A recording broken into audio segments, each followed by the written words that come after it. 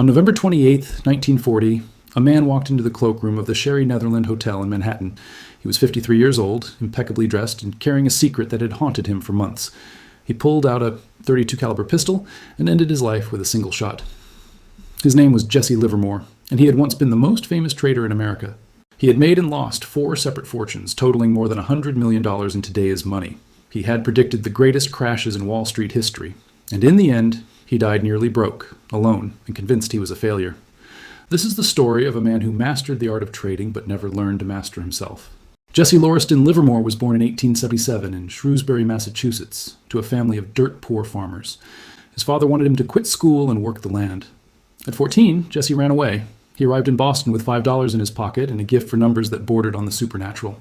He took a job at a brokerage house called Payne Weber, posting stock prices on a massive chalkboard as they came in over the ticker tape. This was how trading worked in the 1890s. Information traveled slowly through telegraph wires and handwritten orders. Fortunes were made and lost in the space between knowing and not knowing.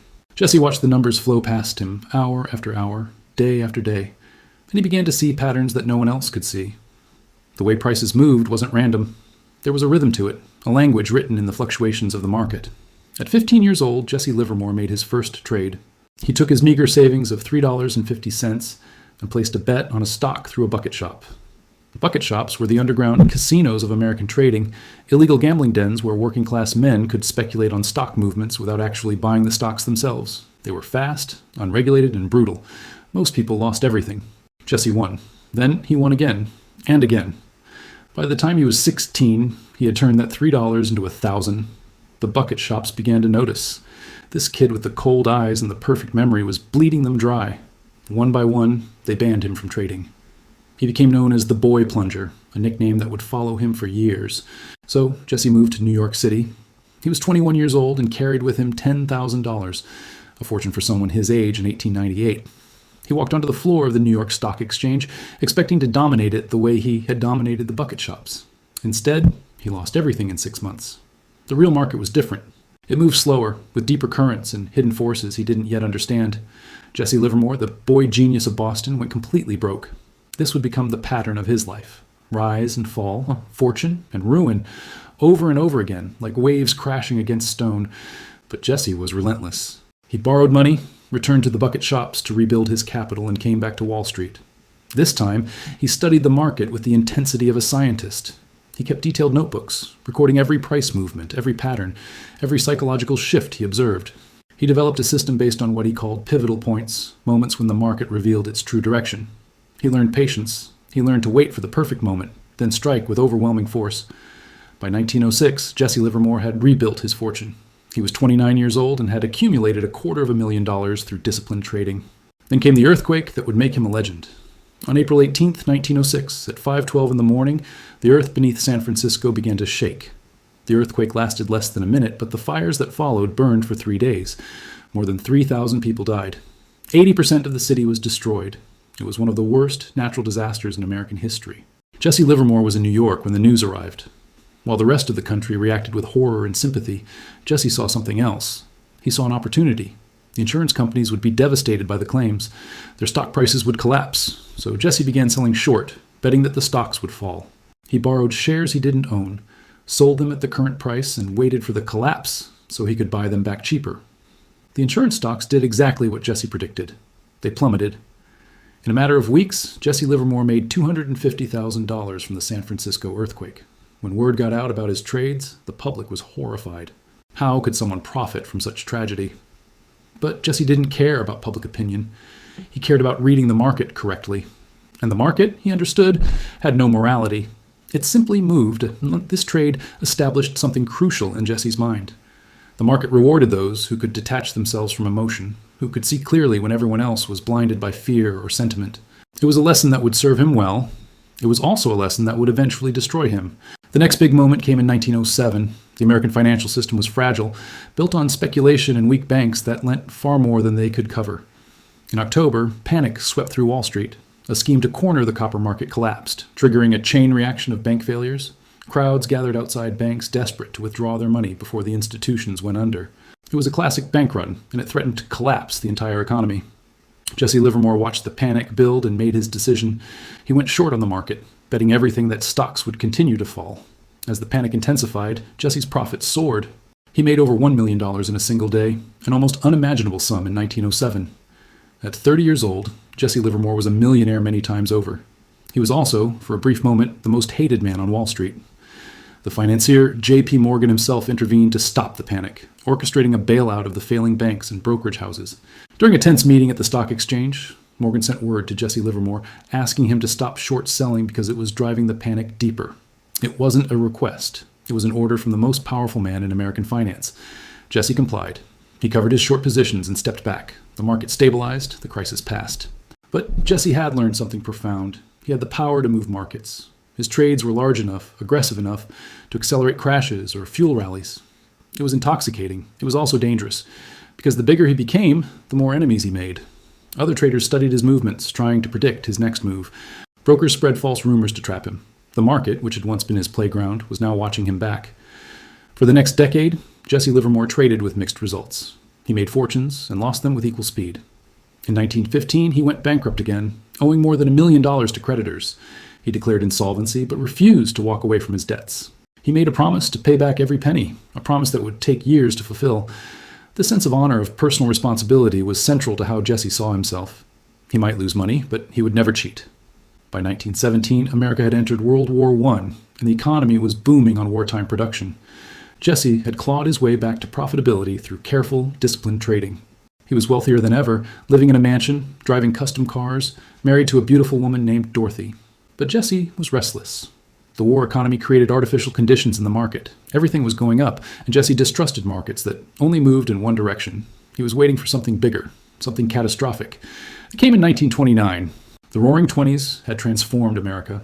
The stock market became a national obsession. Everyone, from Wall Street bankers to school teachers, was trading stocks. Brokerage houses offered easy credit, allowing people to buy stocks with only 10% down. The rest was borrowed money. It was called buying on margin, and it turned the market into a vast pyramid of debt. As long as prices kept rising, everyone made money. The moment they stopped, the entire structure would collapse. Jesse Livermore watched the euphoria with growing unease. He had seen this before. The irrational optimism, the conviction that prices could only go up, the dismissal of anyone who suggested caution. By the summer of 1929, Jesse was convinced the market was headed for disaster. He began quietly building a massive short position, betting against the market while everyone else was betting on it. On October 24th, 1929, Black Thursday, the market opened and immediately began to fall. The decline accelerated throughout the day. Panic spread across the trading floor. By the closing bell, nearly 13 million shares had traded hands, a record. Bankers met in emergency sessions, pooling money to prop up the market. For a few days, it seemed to work. Prices stabilized, optimism returned. But it was a false recovery. On October 28th and 29th, Black Monday and Black Tuesday, the market collapsed completely. Prices fell so fast that the ticker tape couldn't keep up. Investors who had bought on margin received calls demanding immediate payment. When they couldn't pay, their shares were automatically sold, driving prices even lower. Fortunes evaporated in hours. Men who had been millionaires in the morning were bankrupt by the afternoon. Jesse Livermore was on the right side of the crash. His short positions made him somewhere between $100 million and $150 million. In 1 week, he became one of the richest men in America. While the country descended into the Great Depression, while banks failed and families lost everything, Jesse Livermore was untouchable. He bought a yacht. He threw lavish parties. He believed he had finally mastered trading completely, but the country didn't see a hero. They saw a vulture. Jesse had made his fortune from the suffering of millions. The newspapers called him the man who sold America short. He received death threats. His children needed bodyguards. Jesse retreated deeper into his wealth, surrounded by luxury but isolated from the world. And then, slowly, everything began to unravel. Jesse had always been a disciplined trader when he followed his rules, but success made him arrogant. He began to believe his instincts were infallible. He stopped keeping his detailed notebooks. He took larger risks without proper analysis. He made impulsive trades based on tips and rumors, the exact kind of behavior he had once despised in other traders. His personal life deteriorated. His marriage fell apart. Dorothy divorced him, taking a substantial settlement. Jesse married again quickly, to a woman named Harriet, but the relationship was troubled from the start. His children barely spoke to him. He drank more. He spent recklessly. The $100 million fortune began to shrink. In the mid-1930s, Jesse made a series of catastrophic trades. He went long on the market, betting that the depression was ending and prices would rise. He was wrong. The market remained stagnant, volatile, unpredictable. Jesse poured more money into losing positions, convinced they would eventually turn around. This was the exact opposite of everything he had once believed. The Jesse Livermore of 1929 would have cut his losses immediately. But the Jesse Livermore of 1935 couldn't admit he was wrong. By 1934, Jesse Livermore was bankrupt again, this time for the final time. He declared bankruptcy, owing more than $2 million. The newspapers that had once chronicled his triumphs now documented his failure with barely concealed satisfaction. The great speculator had finally been beaten by the market he thought he had mastered. Jesse spent his final years trying to pass on what he had learned. He wrote a book called How to Trade in Stocks, published in 1940. In it, he laid out all his principles, all the hard-won lessons from decades of trading. But the book sold poorly. No one wanted advice from a bankrupt trader. Jesse had become irrelevant, a relic from a different era. He grew depressed. He felt he had wasted his life, squandered every gift he had been given. His marriage to Harriet was cold and distant. His health was declining, the fortune was gone, and he couldn't see any way to rebuild it again. Not at his age. Not anymore. On that November day in 1940, Jesse Livermore left a suicide note. It was 8 pages long, apologizing to his wife, trying to explain the failure he felt so deeply. "My life has been a failure," he wrote. Then he walked into that hotel cloakroom and pulled the trigger. The newspapers reported his death the next day.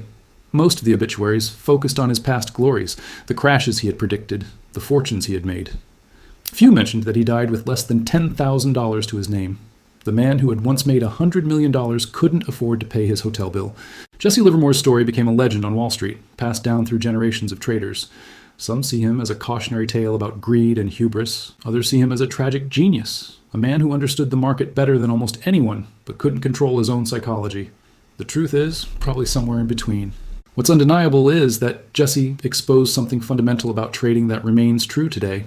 The market isn't just about numbers and patterns, it's about human nature, about the eternal battle between fear and greed, between discipline and impulse, between knowing what to do and actually doing it. Jesse Livermore knew everything there was to know about reading markets.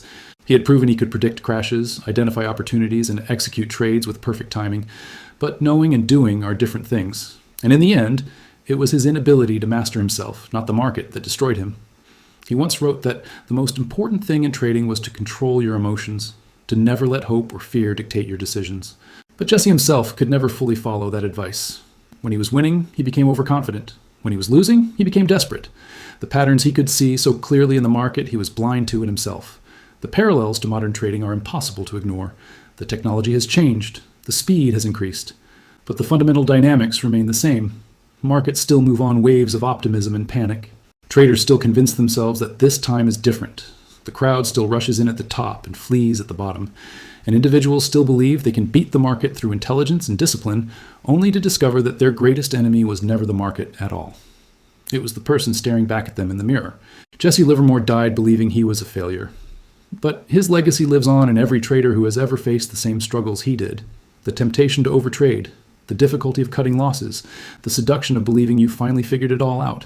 These aren't problems that can be solved with better information or faster computers. They're human problems, and they're timeless.